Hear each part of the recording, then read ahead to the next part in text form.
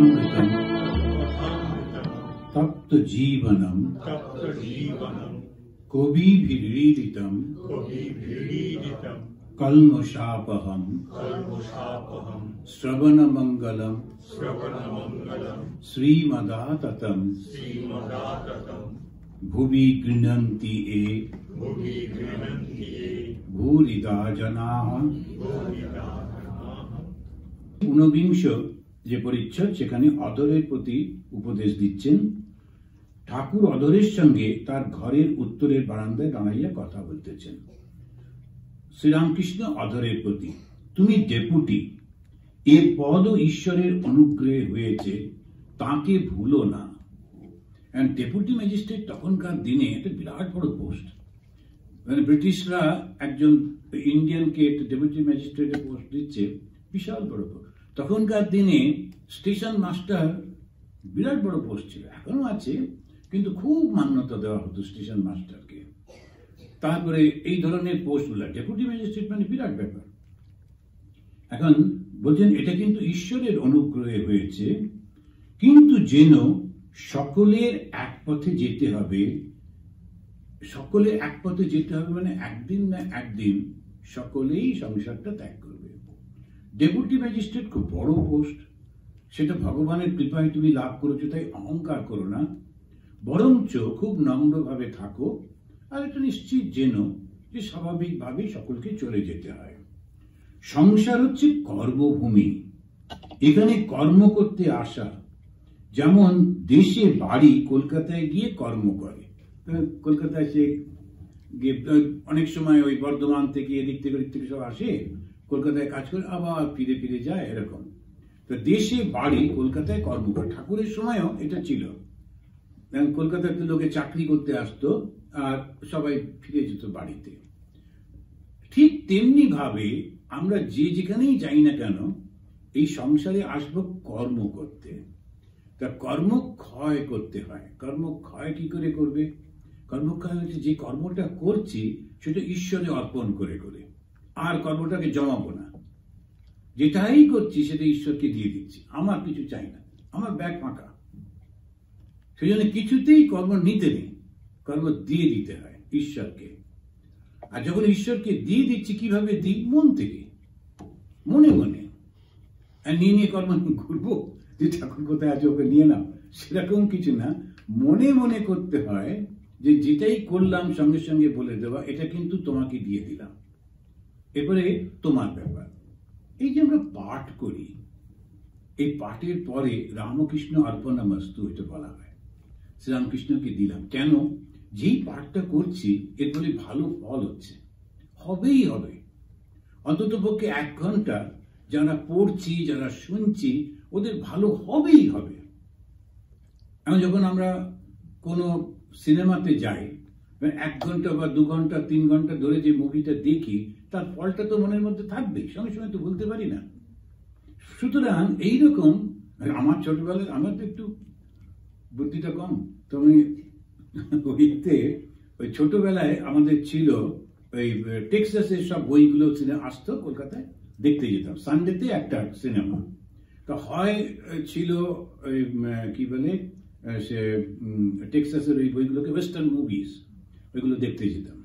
তো লাফিয়ে ঘোড়ার উপর উঠছে এরকম দেখে দারুণ ভালো লাগতো, কারণ বয়সে হয়ে। একবার আমরা ওইটা রবিপুর দেখলাম, আমাদের বাড়ির কাছে একটা গরু বলে ছোট, আমি তখন খুবই ছোট যদিও, আর প্রচন্ড ওই টেক্সাস ছবি দেখে একদম ইন্সপায়ার্ড। তো এরকম কোমরে একটা বেল্ট বেঁধে ঘুরতাম ওদের মতো। তো ওই গরুটা দেখে আমার প্রচন্ড উৎসাহ হলো, নিজেও গরু, আর ছোট গরু, বাছুর। ভাবলাম একটা লাফ দিয়ে উঠে দেখি, কিন্তু বাছুরটা এমন, যেই ওর পিঠে হাত দিচ্ছে দৌড়ে চলে গেছে, আর আমি ততক্ষণে লাফ দিয়ে দিয়েছি না, দুম করে পড়েছি নিচে। পড়ে বুঝলাম না, ওই বাস্তব আর ওটার সঙ্গে কল্পনা করলে হবে না, তো ওগুলো সব মেশাতে গেলে গোলমাল আছে। কারণ এই ধরনের সমস্ত নানান রকম জীবনে নানান রকম অভিজ্ঞতা করে করে শিখতে থাকি। আমরা যেটা দেখি সেটা সত্যি সত্যি এরকম ভাবে করা যায় না। এখানে উনি বলছেন যে সংসার হচ্ছে কর্মভূমি, কর্ম করতে আসতে হবে। আর যে কর্মটাই করছি ওটাই কিন্তু কর্ম। কেউ এমনি অফিসে বসে বসে কাজ করছে, ওটাই তার কর্ম। কেউ সংসারে রান্না বান্না করছে, সংসারটা দেখাশোনা, ওটাই তার কর্ম। কেউ সুন্দর করে কিছু শাস্ত্র পাঠ করছে, শাস্ত্র ব্যাখ্যা করছে, ওটাই তার কর্ম। বিভিন্ন রকমের কর্ম আমরা কিন্তু করেই চলেছি, আর সেই কর্মটা করবার পর মনে মনে ঈশ্বরকে দিয়ে দিতে হয়। সেই জন্যে ঠাকুরের যিনি সন্তান বলা হয়, তিনি ব্রহ্মানন্দজি মহারাজ, রাজা মহারাজ বলে সবাই জানে। তিনি ওই বলেছিলেন, একজন যখন জিজ্ঞেস করলেন, বললেন যে ঠাকুরের একটা ছবি পকেটে করে নিয়ে যাবে, অফিসে গিয়ে যখন তুমি কাজ শুরু করছো ফাইল খোলার আগে, তখন ওই ছবিটা বের করে দেখে বলবে, ঠাকুর তুমি আমাকে এই কর্ম দিয়েছো, আমি শুরু করছি, ব্যাস আবার রেখে দিয়ে কাজ করো। টিফিন টাইমে আবার বের করে বলবে, আজকে এই পর্যন্ত করেছি, দু একটা ভুল হয়েছে আর বেশিরভাগ ঠিক হয়েছে, একটু রিপোর্ট দিয়ে দিলে। আবার যদি শেষ হয়ে গেল, ছবি বের করে বলবে, আজকে এই পর্যন্ত তুমি গ্রহণ করো, তাতেই হবে। এত সোজা করে বলছে।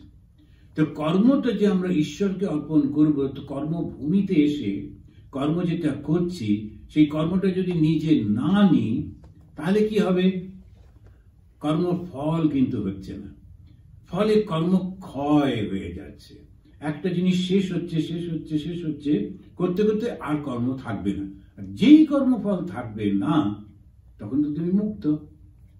কর্ম থাকার জন্যই বন্ধন, কর্ম না থাকলে আর সঙ্গে সঙ্গে আর একটা জিনিসকে ডেভেলপ করতে হয়, আমি তোমাকে চাই, আমি তোমাকে চাই, আমি তোমাকে চাই। ঈশ্বর কি সব সময়, যেমন মাকে পাবার জন্য ছোট বাচ্চা কাঁদতে থাকে, সমানে কাঁদতে থাকে, সেই রকম ভাবে যত আমি তোমাকে চাই, তোমাকে চাই বলতে থাকলে ধীরে ধীরে একটা নেগেটিভ হচ্ছে আর একটা পজিটিভ হয়ে যাচ্ছে। খুব রোগ চাই, তবে সাধন হয় দৃঢ় প্রতিজ্ঞা। কিছু কর্ম করার দরকার, সাধন।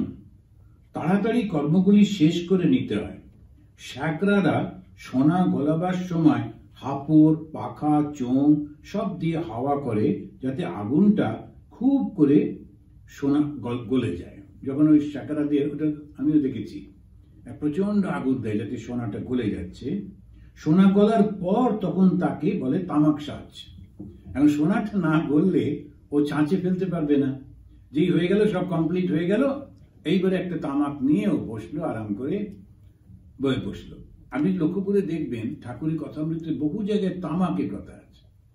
কেননা তখনকার দিনে বাঙালি সমাজে বিশেষ করে, এবং সমস্ত ভারতীয় সমাজে, বাংলায় এটা প্রচলন ছিল, আসুন বসুন তামাক খান। তো আসুন বসুন তামাক খান, এই জন্যে স্বামী বিবেকানন্দ দেখবেন ওই সিগারেটের কথা আছে। এখনকার অনেকেই খুব চিৎকার করে, হ্যাঁ কেন সন্ন্যাসী সিগারেট খাবে, ইত্যাদি ইত্যাদি। কিন্তু ওই আসুন বসুন তামাক খান বলে ওরা ওরকম ভাবে তখনকার দিনে বেশি ছিল।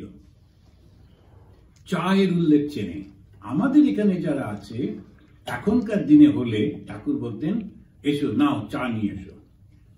তো আমাদের একজন মহারাজ ছিলেন স্বামী গোকুলানন্দজি, ভীষণ চা খেতে ভালোবাসতেন। তো একটা কিছু ডিকটেশন দিলেন, একটা কোনো কিছু কাজ হয়ে গেলেই উনি বলতেন, ব্যাস চা দাও। ওই রকম আর কি, চা দাও মানে একটা কাজ কমপ্লিট হয়ে গেছে, রিল্যাক্সেশন আসছে। আমি যে কাজটা করছি, সেই কাজটা যেই শেষ হয়ে যাচ্ছে, আমি রিল্যাক্স হচ্ছি। তো ভগবানকে সমস্ত কিছু অর্পণ করে দিয়ে এটা করতে হয়, একটা রোগ করে দৃঢ়ভাবে এটা করতে হয়। তার নাম বীজের খুব শক্তি। এটা খুব সুন্দর একটা উদাহরণ দিচ্ছেন। একটা ছোট্ট নাম করেই চলেছি, জানি না ওটা কি ফল হচ্ছে কি হচ্ছে না। একজন আমেরিকান, সে দীক্ষা নিয়েছে, এই কয়েকদিন আগে বলছিল, you have given me this name, I am also going on repeating, do you think it is active? So আমি বললাম, চুপ করে থাকো আর ওটা করতেই থাকো। এখন তুমি যেমন নামটা বলেছি, আমি জিজ্ঞেস করলাম কোনটা বলছো, ঠিকই বলছো, এইটা বলতেই থাকো, বলতেই থাকো, বলতেই থাকো, একদম থামবে না। অ্যাকশনটা দেখতে পাবে একদম শেষ দিনে, তখন দেখবে দারুণ একটা জিনিস ঘটছে, মৃত্যু ভয় একেবারে থাকবে না। তো এই দীক্ষার যে ফলটা কি হয়, ওই এখন একদম মৃত্যু ভয় থাকে না। কেননা বিশ্বাসের সঙ্গে যখন করে যাচ্ছি, আর শ্রী মা বলছেন ঠাকুর তাকে নিতে আসবেনই আসবেন। এখন ওই যে ভয়টা থাকে না, সেই জন্য বলছেন ওই নাম বীজের খুব শক্তি। যেমন নামটা একটা বীজের মতো, সেইটা যখন চলে যায়, এমনি বীজটা তো এত কোমল, একদম সফট, কিন্তু অঙ্কুর কত কোমল হয়, হাত দিলেই মরে যাবে, কিন্তু সেইটাই মাটি পুড়ে বেরোয়, সেইটাই বিশাল বড় গাছ হয়ে যায়, তখন তাকে ফেলা যায় না। তো তেমনি ভাবে ওই যে নামের বীজটা দিচ্ছি আর ধীরে ধীরে ধীরে ধীরে জপ করেই চলেছি, ওইটাই ধীরে ধীরে একটা বিশাল আকার ধারণ করে, মহিরূহ হয়ে যায়, তখন আর তাকে ফেলা যায় না। সেইটি করতে হয়। কাম কাঞ্চনের ভিতর মন বড় টেনে লয়, সাবধানে থাকতে হয়। কাম আর কাঞ্চনা, আজকেই আবার সেই সকালবেলা আলোচনা, সেখানে বলছে আমি ব্রহ্মজ্ঞান লাভ করব কি করে, যখন কোন রকম কামনা থাকবে না। কোন কামনা যদি থাকে তাহলে ব্রহ্মজ্ঞান লাভ করা যায় না। ভগবান শ্রীরামকৃষ্ণের জীবনে আমরা দেখি বেশিরভাগ সময় কথা বলতে বলতে সমাধিস্থ হয়ে যাচ্ছেন, কিন্তু ওনার খুব ইচ্ছা সবাইকে কথাগুলো শোনাবো, তখন উনি নিজে নিজেই বলছেন আমি জল খাবো, আমি অমুকের সঙ্গে দেখা করতে যাব, আমি এইটা খাবো, এইটা করব। উনি বাসনা সৃষ্টি করছেন, কারণ মনের মধ্যে একটু বাসনা নেই। আমাদের হয় কি, ধ্যান করতে বসলে যে বাসনা, ধ্যানের তো ধ্যানই হচ্ছে না, সঙ্গে সঙ্গে আমার নতুন নতুন বাসনা জেগে ওঠে, এক উৎপাত হয়। তখন যে জায়গায় ধ্যানের দরকার নেই, আবার নতুন বাসনা জেগে যাচ্ছে। এখন পুরনো বাসনাগুলোই ত্যাগ করতে পারছি না, আবার নতুন। এখন এই যে আমাদের মধ্যে এত বেশি ছাপ পড়ে যায়, কিন্তু ভগবান শ্রীরামকৃষ্ণের উনি সৃষ্টি করছেন। শ্রীশ্রী মা যখন ঠাকুরের শরীর চলে গেল, যখন মা ভাবছেন আমার আর কি কর্তব্য, ঠাকুর ছিলেন, আমি ছিলাম, আমি এবারে শরীর ত্যাগ করব। তারপরে পরেই দেখছেন যে পাগলি মামি, যারা জীবনীটা পড়েছেন আপনারা জানেন, ও হেঁটে হেঁটে চলে যাচ্ছে, ওর তো খেয়াল নেই।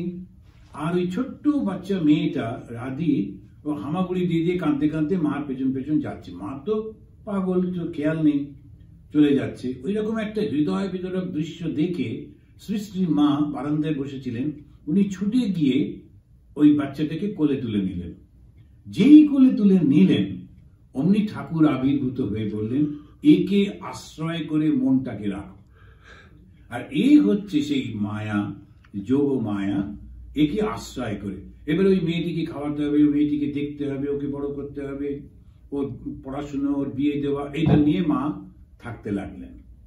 তা না হলে মনটা ছেড়ে চলে যেত, শরীরটা পড়ে থাকতো। ঠাকুর ওইটা দিয়ে ওকে বাঁধলেন, কেননা থাকার দরকার। এরপরে যখন শেষ সময়, যখন উনি ঠিক করে নিয়েছেন শরীর ত্যাগ করবেন, সেই সময় মা আবার, ও আর একটি বাচ্চা ছিল, তাকে ন্যাড়া বলতো, ছোট্ট গোলগাল দেখতে, একটি ছোট, মা খুব ভালো স্নেহ করতেন, ওকে পাঠিয়ে দিয়েছেন শারদানন্দজি। কেননা মা কারোর সঙ্গে কথা বলছেন না, ঠিক খাচ্ছেন না, তখন কি করে ওনাকে মনটা রাখা যায়, ওই বাচ্চাটিকে সামনে পাঠিয়ে দিয়েছেন। মা ওকে দেখে বুঝেছেন, বাঁ হাত দিয়ে বাচ্চাটিকে সরিয়ে দিয়ে বলছেন শরৎকে বলো আর হবে না, মন তুলে নিয়েছি। এখন এই মন তুলে নেওয়া আর মনটাকে বেঁধে রাখা, এটা ওদের নিজের ক্ষমতার মধ্যে ছিল, আমাদের নেই। সেই জন্যে প্রাণপণে ওইটি চেষ্টা করা, সবাইকে ভালোবাসবো, যা যা কর্তব্য করব, কিন্তু বাধা পড়ব না। কেন? আগের জন্মে কার সঙ্গে ছিলাম কে জানে, আবার এই জন্মের পরে নেক্সট জন্মে আবার কাদের সঙ্গে থাকবো তারও কোনো ঠিক নেই। এই সকালে ওই ঘটনাটা মনে পড়লো, বললাম যে কয়েকজন সাহেব তারা গিয়ে দক্ষিণ ভারতে, মা যে গেছিলেন রামেশ্বরমে, ওইখানে গিয়ে কয়েকজন সাহেব ওই মন্দির দেখছে আর খুব প্রশংসা করছে। তখন মা ওদেরকে দেখে নিজেই বলছেন যে এরাই মন্দিরটা তৈরি করেছিল আগের জীবনে, এখন আবার বিদেশ থেকে এসে এটাকেই প্রশংসা করছে। এখন আগে ওরা ইন্ডিয়ান ছিল, সেই সময় মন্দির তৈরি করেছিল, এইবারে গেছে বিদেশে জন্ম নিয়েছে, এবারে ব্যাগ ট্যাগ নিয়ে গিয়ে ওই দেশে গিয়ে ঘুরছে আর ওটা প্রশংসা করছে। ওরা তো জানে না, আমরাও খুব খুশি, বাবা বিদেশ থেকে এসে প্রশংসা, ওই বানিয়েছিল। এখন যদি আমরা কি ওটা জানতে পারি, তাহলে কি অদ্ভুত ব্যাপার। এখন যখন আমরা এখন লাফাচ্ছি, ইন্ডিয়া পাকিস্তানের যখন খেলা হয়, তখন ভুল করে পাকিস্তানের যদি ফ্ল্যাগ তুলেছেন আর বাড়ি ফিরতে হবে না, সেজন্য খুব সাবধানে গিয়ে বসতে হয়। আর ওই যে খেলা যখন হয়, আগে কলকাতাতে হতো ইস্ট বেঙ্গল মোহনবাগান, এখন ইস্ট বেঙ্গলের সাপোর্টার বুঝতে না পেরে মোহনবাগানের দলে গিয়ে বসেছে, প্রায় দেখা যেত ওর গায়ে জামা টামা নেই। ও তো বুঝতে পারেনি ইস্ট বেঙ্গল থেকে চেঁচিয়েছে, আর পাশে যারা বলছে সব তো মোহনবাগানে, ওরা ওকে মারধর দিয়ে জামা টামা ছেড়ে পালিয়ে। এখন সেজন্য বুঝে নিতে হবে আমি কোন দলে যাব। আবার পরের জন্য ওই তো আবার কি মোহনবাগান হলো, আর মোহনবাগান থেকে ইস্ট বেঙ্গল, এই তো হয়েই চলেছে। আমরা যখন বলি যে এইটা আমার দেশ, সেটা ওই জন্মটা, পরের জন্য আবার তুমি বিশেষ করে আর একটা শত্রু দেশে সমান চিন্তা করে চলেছ, জন্মটা ওখানেই হবে। কেননা খুব বিপদ, আমরা জানি না বলে এগুলো হতেই থাকে। এইটাতেই ঠাকুর বলছেন যে তার নামের ওই বীজটা সেটাকে রাখো, আর কাম কাঞ্চনে মন দিও না, সাবধানে থাকতে হয়। ত্যাগীদের অতটা ভয় নেই, ঠিক ঠিক ত্যাগী কাম কাঞ্চন থেকে তফাতে থাকে। তাই সাধন করলে ঈশ্বরে সর্বদা মনটাকে রাখতে হয়। সাধন করলে, সাধন করা মানে যখন সাধনা করছো, সাধনা মানে কি, সর্বদা মনটাকে ঈশ্বরে রাখতে হয়। তো কি করে সর্বদা ঈশ্বরে রাখতে হয়? আমি অনেক সাধুকে দেখেছি সমস্ত কিছু করছেন, কাজকর্ম ইত্যাদি, কিন্তু ঠিক একটা জবটা করেই চলেছেন। মাঝে মাঝেই একটু ঠাকুরের ছবির দিকে তাকিয়ে নিলেন, মনে পড়ে যাচ্ছে, নানান রকমের কাজ থাকে তো। আর রামকৃষ্ণ মিশনের সাধুদের সাধনাটা আরো বেশি কঠিন। এমনি রাস্তাঘাটে ঘুরে বেড়াতে সুবিধে ছিল, কোনো রেসপন্সিবিলিটি নেই, একটুখানি করলে হয় না, খাওয়া থাকাটা একটু কষ্ট বটে, কিন্তু যখন তোমার রেসপন্সিবিলিটি, এখন হচ্ছে প্রচন্ড রেসপন্সিবিলিটি। একটা ইনস্টিটিউশন চালাচ্ছি, স্কুল চালাচ্ছি, স্কুলেতে কত রকমের ঘটনা যে ঘটতে থাকে। এখন তো আমাদের দেশে তো ওই পলিটিক্যাল ইনফ্লুয়েন্স খুব বেশি থাকে। ভালোর যেই রেজাল্ট হলো, অমনি একজনের কাছ থেকে ফোন এলো, আমার ভাইপোটাকে ভর্তি করে নিন। ওর ভাইপো মানে ওরই মতো হবে, সে না জানে পড়াশোনা, না জানে কিছু, কিন্তু তাকে কন্ট্রোল করা ভীষণ কঠিন। আমার মনে আছে, আমি প্রথমবার পুরুলিয়া গেছি, গিয়ে দেখছি একটা বাচ্চা ছেলে আর একটাকে বলছে, তুই একটা কুয়ো ছিল, বলছে কুয়োর মধ্যে নাম, দূর থেকে দেখতে পেলাম, আর একটাকে ওই নামতে উৎসাহ দিচ্ছে।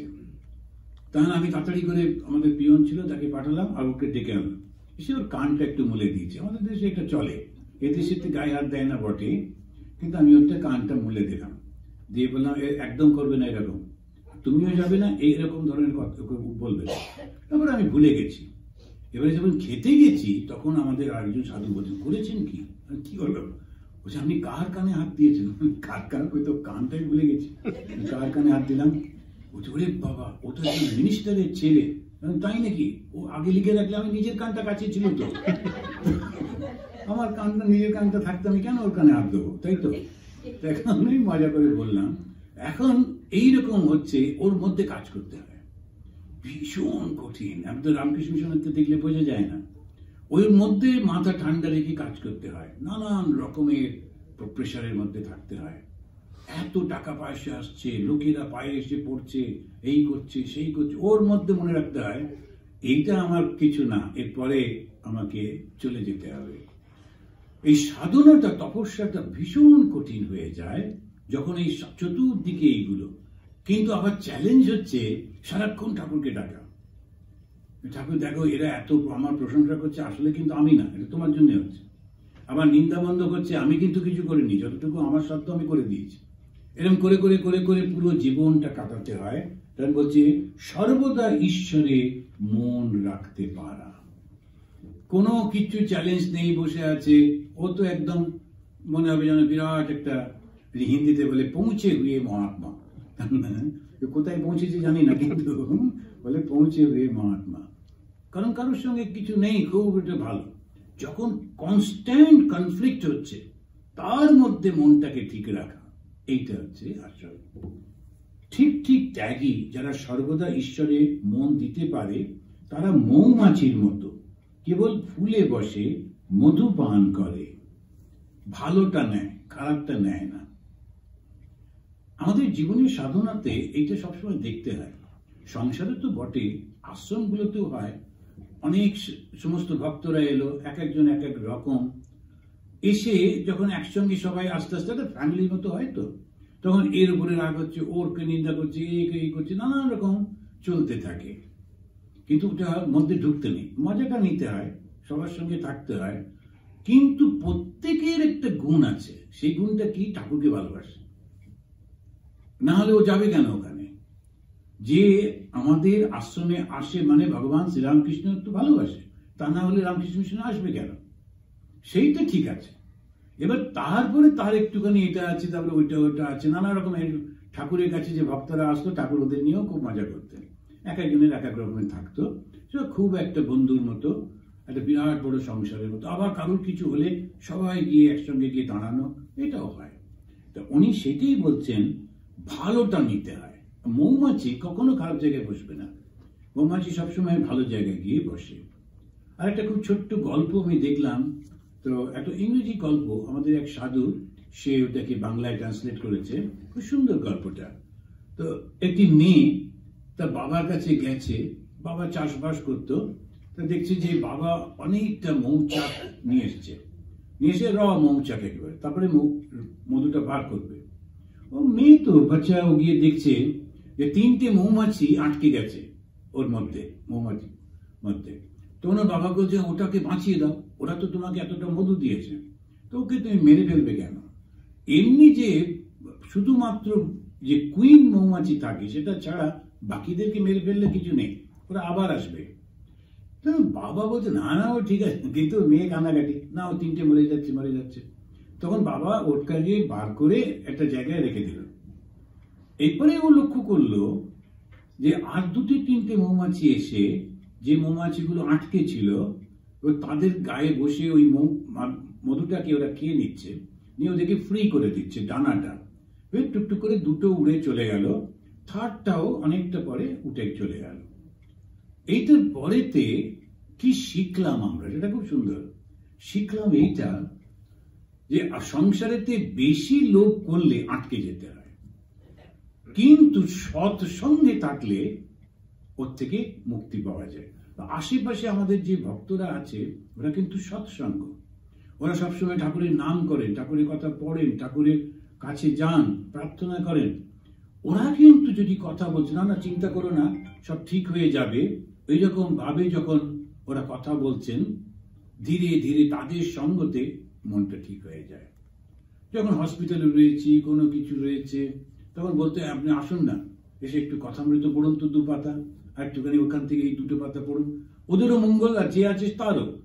সারাক্ষণ ব্যথা করে করবোটা কি? ব্যথা তো আছেই। একজনের কাছে আমি 10 টাকা দেবে বলেছিল, আন্দামানে, খুব গরিব ছিলাম তো, সেই 10 টাকা দেবে বলে চাইতে গেছিলাম। ও 3টে ফাইল নামিয়ে নিয়ে এসে, কবে ওর অসুখ শুরু হয়েছে আর কোন ডাক্তার দেখেছিল, আর সেখান থেকে ডাক্তারের নাম আর ওষুধ, ডাক্তার। আমি না, আমি দিয়ে দিচ্ছি 10 টাকা, আমায় ছেড়ে দিন, এরকম অবস্থা, আর আমার টাকা দরকার নেই।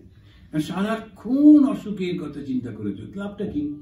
এই জন্য কোনো রকম ভাবেই ওটা ভাবে না যে আমার কি হবে না হবে, যা দেখা যাবে। সৎসঙ্গেতে ওইটা খুব সুন্দর করে করতে হয়, ঈশ্বরেতে সর্বদা মন রাখবে। তারপরে বলছেন প্রথমে একটু খেটে নিতে হয়, তারপর পেনশন ভোগ করে। তো তখনকার দিনে লোকেদের এরকম ছিল, পেনশন থাকতো, তখন বলছেন যে প্রথমে একটু খেটে নিতে হয়, তারপরে পেনশন, এমনি আর অফিসে যেতে হবে না, টাকাটা এসে যায়। তো সেই রকম আমরাও ঈশ্বরকে একটু ডেকে নিলে, প্রথমে তার কথা শুনলাম, তার কথা তাকে ডাকলাম, ভক্ত সঙ্গ করলাম, এরকম খুব ভালো হয়। বাড়িতে বাড়িতে আমাদের কলকাতার দিকে খুব আছে, আমি অন্য জায়গায় জানি না, ওরা বাড়িতে বাড়িতে পাঠচক্র করে। একটু যাদের একটু জায়গা আছে, অন্যদের ডাকে, তারপরে নিজেরাই করে, অথবা কোন একজন সাধুকে ডাকেন, তিনি এলেন, একটু পাঠ হলো, সবাই মিলে খাওয়া দাওয়া, কথাবার্তা, আবার মানে সোশ্যালাইজিং হচ্ছে, কিন্তু অন স্পিরিচুয়াল বেসিস। এটা খুব ভালো হয়, এখানেও করে। আমি অনেক জায়গাতে আমিও শুরু করেছি কয়েকটা ভক্তদের গ্রুপ নিয়ে, মিনেসোটাতে হচ্ছে, ন্যাশভিলে হচ্ছে, এরকম করে সব জায়গায়। তখন এই যে গ্রুপগুলো আস্তে আস্তে করে ঠাকুরের কথাই বলছে। তারপরে ঈশ্বরকে মন রাখতে হয়, তা না হলে ওই সম্পূর্ণভাবে মনটা সংসারে চলে যায়।